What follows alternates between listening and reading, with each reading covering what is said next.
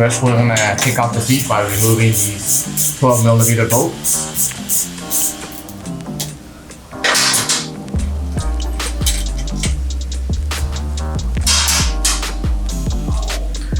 In order to take out the seat, we're gonna slide it backward, not forward.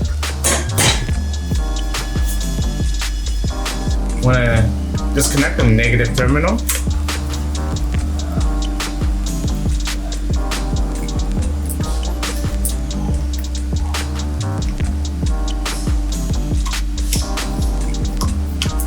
We're just gonna put the bolt back on here just to keep it in position and not lose the threaded nut. Next, we're gonna protect the monthly gas tank by putting some masking tape, just in case we slip when taking any bolts off or just anything. We don't want to snap it with tape.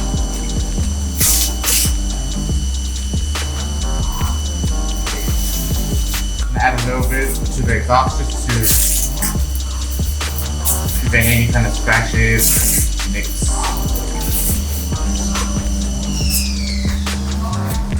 Using a JIS Phillips screwdriver made by Vessel, we're gonna remove this screw. Now we're gonna take off this cover by pulling it forward. Here you can see the clips slide backwards, so you have to pull this cover forward to take it off. We'll take out this 10mm bolt.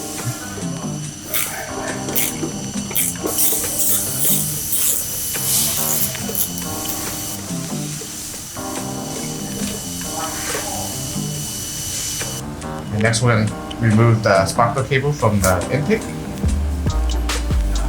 This side is now loose.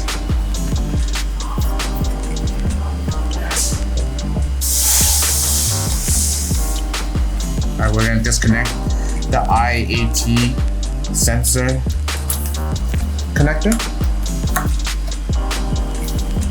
So under the throttle body, there's going to be a hose clamp that holds the rubber coupler of the intake onto the throttle body. This screw is the hardest screw to remove from this installation. But once you get it loose, you can disconnect it.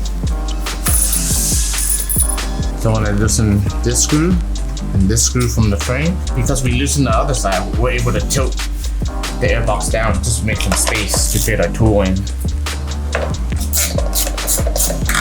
That's the reason why we start on the other side first.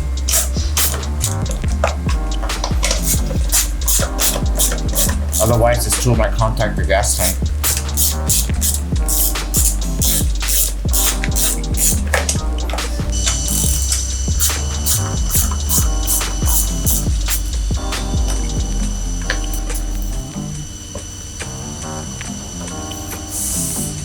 Now we're going to remove these two holes from the airbox. This one right here is a vent hose from the gas tank. So if you overfill the gas tank, it'll just drip down into this hose. So we're just going to pull it off. This hose is actually the breather hose from the crankcase. So you just go ahead and pull it off. And now we can remove the airbox.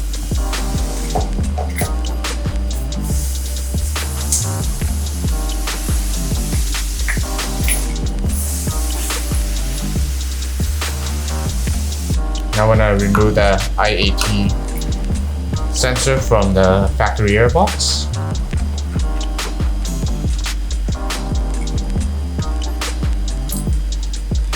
These screws is no longer needed, so we can put it back onto the airbox so that way we don't lose them. Chimera intake, we're going to remove the IAT screw.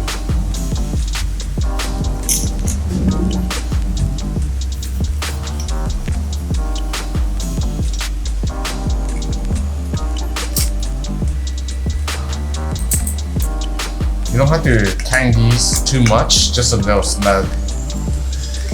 Should be good enough. First, we're going to take the coupler, then reposition the clamp so that way you can access it from the other side of the frame. So,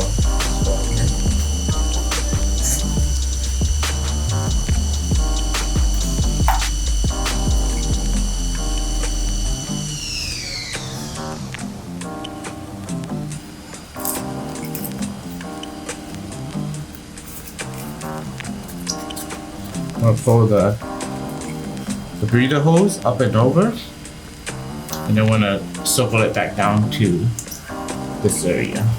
So make sure it touches the frame or it's up against the frame. I'm gonna add some tape to the frame. And pick.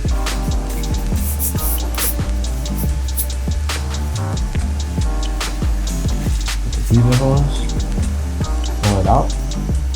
Put it in the breather tube. And I'm gonna tuck it upward into the frame. And guide the intake into the coupling. After that, one position upward. Tying the hose back on the throttle body first. Make sure it's tight.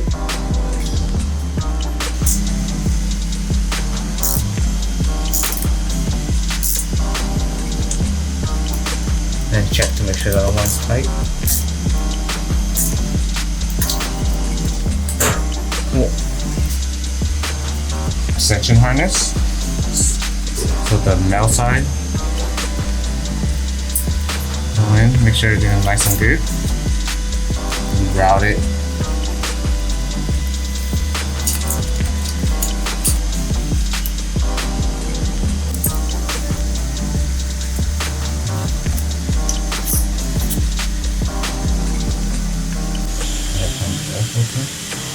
Usually I put it where once it's on the bottom, so you can access it from the bottom.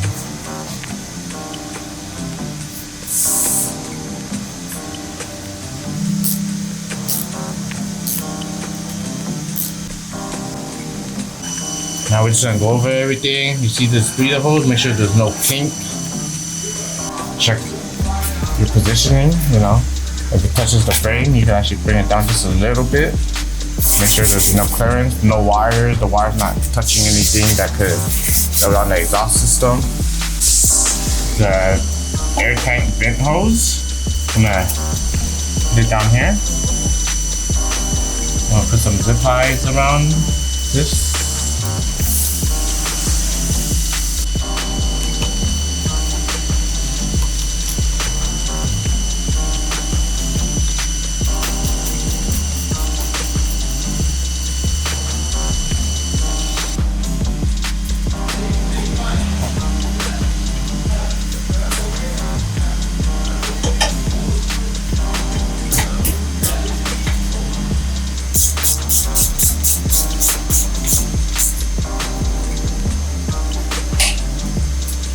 We're gonna do a shameless plug.